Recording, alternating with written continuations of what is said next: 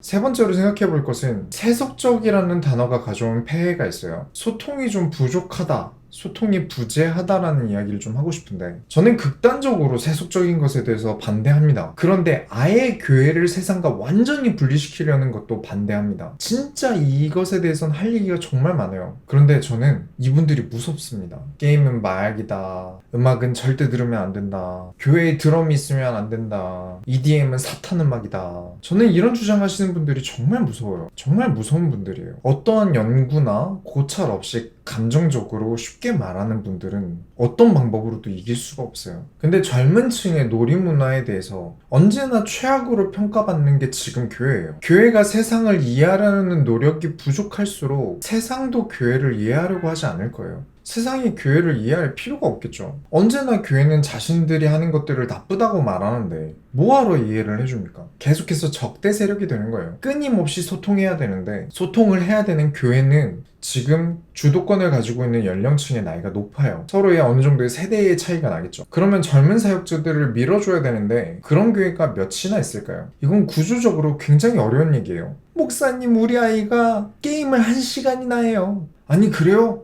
담당 전도사 불러와.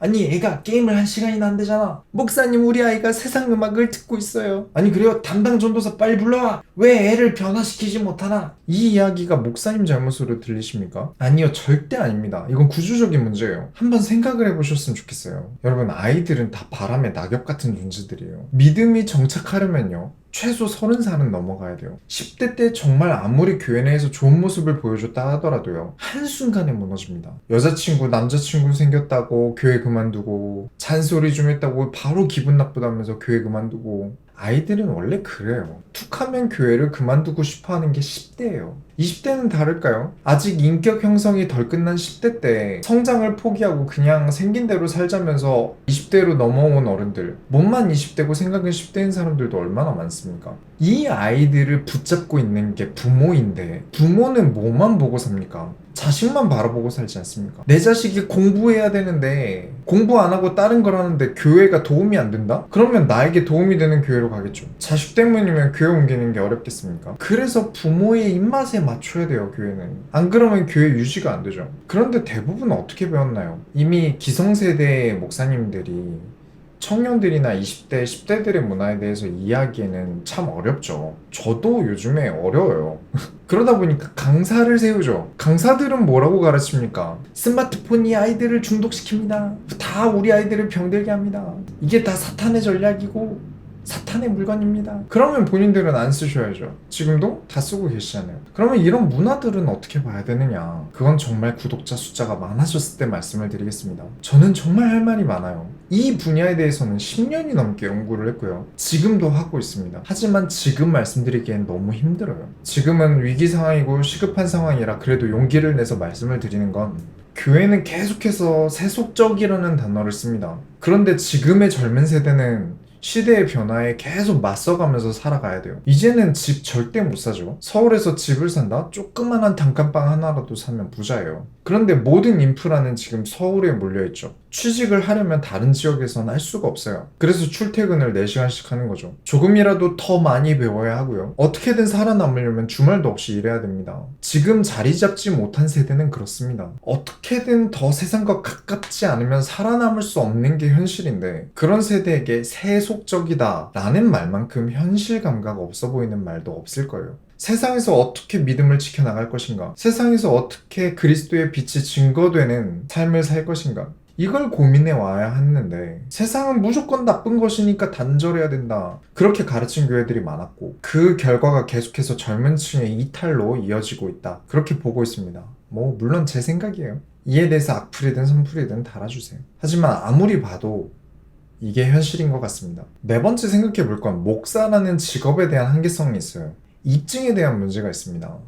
극진 가라데라고, 나이 좀 있으신 분들도 공수도 바보일 때, 바람의 파이터 같은 만화, 넘버3 같은 영화 때문에 잘 아시는 최영희, 최배달이라는 분이 계세요. 남자분들은 거진 다 아시죠? 이분이 기존 가라데가 실전성이 좀 부족하다고 느끼시고 진짜 실전에 대한 가라데를 만들고 사람이랑도 다 싸워 이기고 나중에는 소랑도 싸워서 이기고 그러면서 진짜 극진이라는 게 뭔지 보여주셨는데 이분이 이런 얘기를 하세요. 실전이 아닌 것은 인정받지 못하면 신용을 얻을 수 없고 신용이 없어지면 존경받을 수 없다. 그렇다면 목회자가 무엇으로 존경받을 수 있겠습니까? 성도수가 어느 정도 확보된 이후에 개척을 했다거나 담임 목사 청빙으로 부임을 했다던가 등등 이미 성도수가 어느 정도 확보가 되어 있다면 그 성도의 숫자가 그 목사님의 신용이 됩니다. 입증이 된 거죠. 그런데 아무것도 없다면 지금의 성도수가 1명, 2명 정도라면 새신자에게 무엇으로 입증하실 수 있나요? 실전으로 뭘 할 수 있죠? 그렇다면 뭘 믿고 신용할 수 있을까요? 결국 존경을 받을 수가 없어요. 목사가 감독과 스승이 될 수 없는 거죠. 개척교회의 성장에 있어서 걸림돌이 되는 지점이 저는 이 지점이라고 생각합니다. 눈에 보이는 입증할 만한 무언가가 없다면 아무리 설교가 성경적이고 어디 가서 못 듣는 이야기라고 할지라도 듣는 이의 마음이 열려있지 않기 때문에 이 역시 한계가 있어요. 그렇다면 개척교회나 작은 교회만 그럴까요? 코로나가 터졌습니다. 교회를 출석하기 어려워요. 이제 집에서 혼자 예배를 드립니다. 지금까지의 성도의 숫자, 큰 찬양대와 큰 규모의 예배 순서, 커다란 스크린의 영향을 받으면서 지금까지 예배를 드려왔는데 이제는 그 어떤 것도 없는 오히려 쉴 수 있는 공간이 많은 유혹이 많은 오히려 보는 사람이 없어서 그렇기 때문에 더 유혹받기 쉬운 곳에서 예배를 드립니다.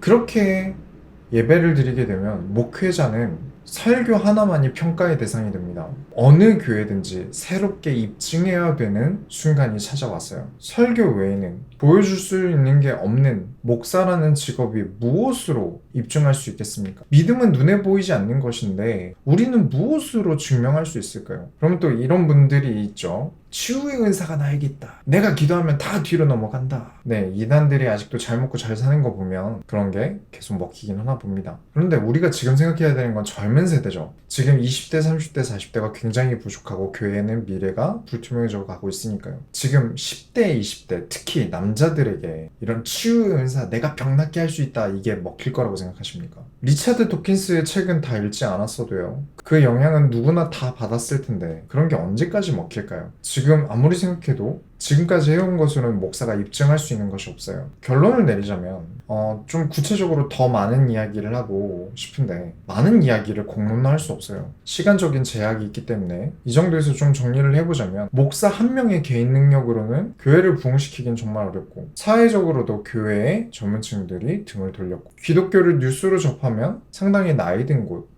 이 되어버렸고요. 세속적이라는 단어로 인해서 많은 사람들이 등을 돌리게 되었고 취미생활 뿐이던 종교생활이 코로나 때문에 되려 내 삶에 피해를 주는 곳이 돼버렸어요. 자, 여기까지가 문제 제기입니다. 그럼 저는 답을 제시할 수 있을까요? 아니죠. 저도 처음 겪는 시대니까요. 누구든 마찬가지일 겁니다. 어떤 게 문제인지를 좀 봐야 그래도 우리가 답을 낼 수 있지 않겠습니까? 이 영상을 보신 분들 중엔 이런 얘기가 나올 수 있어요. 이거 불신앙 아닌가요? 왜 그렇게 믿음이 없으세요? 왜 이런 영상을 만드시죠? 하나님 다 아시는데요? 아무것도 걱정하지 말라고 하셨는데요. 그런 분들은 아무것도 안 하시면 됩니다. 그냥 보이는 것만 보시고 믿고 싶은 것만 믿으시면 돼요. 왜 이런 이야기를 나눠야 하나요? 여러분 무엇 때문에 살고 계신가요? 하나님 나라를 위해 살고 계시진 않으신가요? 하나님께서 부르신 소명의식이 있지 않으신가요? 교회의 일이 그냥 남의 일 마냥 하나님 일이니까 내가 신경 쓸 게 아니란 식으로 받아들여 주시나요? 어떻게 하면 한 영혼이라도 하나님 앞에 더 쓰임받게 하고 한 영혼이라도 하나님 앞에 더 세울 수 있는지 그걸 고민해야 정상이지 않겠습니까? 저는 계속 답을 찾고 있습니다. 하나님 나라를 위해 내가 어떻게 쓰임받을 수 있을까? 계속 고민하고 기도하면서 성경을 보면서 답을 찾고 있어요. 우린 계속해서 고민해야 됩니다. 저도 계속 묵상하고 기도하고 사람들을 만나고 정보를 수집해가면서 연구를 멈추지 않을 생각이에요. 이전에 있던 어떤 교회의 성공 사례도 지금과는 맞지 않을 거예요. 시대가 바뀌었으니까요. 전에 없던 완전 다른 시대가 되었으니까요. 다시금 우리는 새롭게 찾아내야 합니다.